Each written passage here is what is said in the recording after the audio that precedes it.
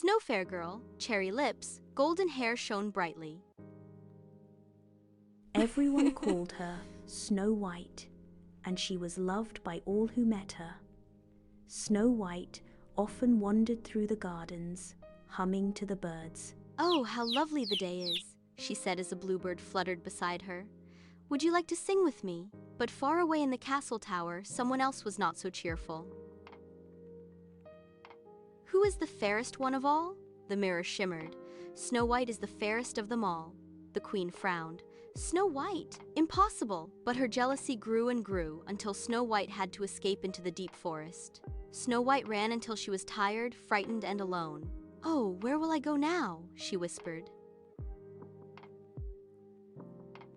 Just then, tiny woodland animals peeked from behind the trees. A rabbit hopped forward, nudging her shoe.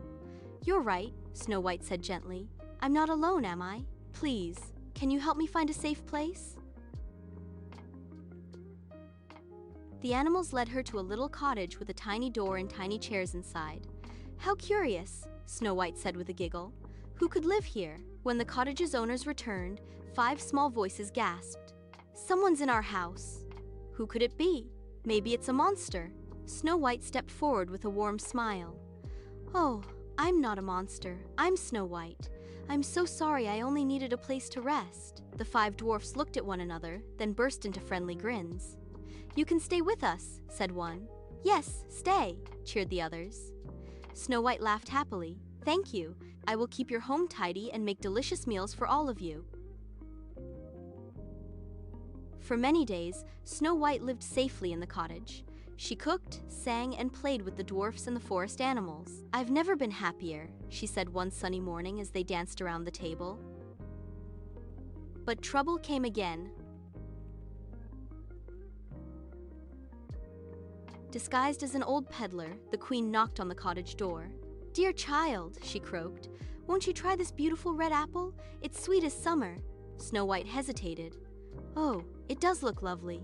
She took a small bite and fell into a deep, silent sleep. When the dwarfs returned and found her still and quiet, they cried, "Oh no, Snow White, wake up! Please wake up!"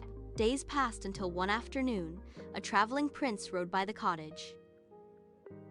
Seeing the girl surrounded by sad friends, he said softly, "She looks so kind and gentle. If only she would open her eyes." He bent close and whispered, "Snow White, the world misses your smile." At that moment, Snow White stirred. The piece of apple slipped away and her eyes fluttered open. "Oh, what happened?" she asked. "You're awake," shouted the dwarfs. "You're back." Snow White smiled at the prince and all her friends.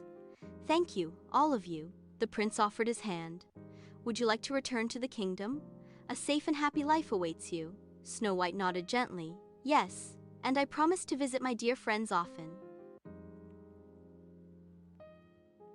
With cheers, hugs, and waves, Snow White and the prince set off toward the bright horizon, while the dwarfs danced with joy. And from that day on, Snow White lived in peace, surrounded by kindness, friendship, and love.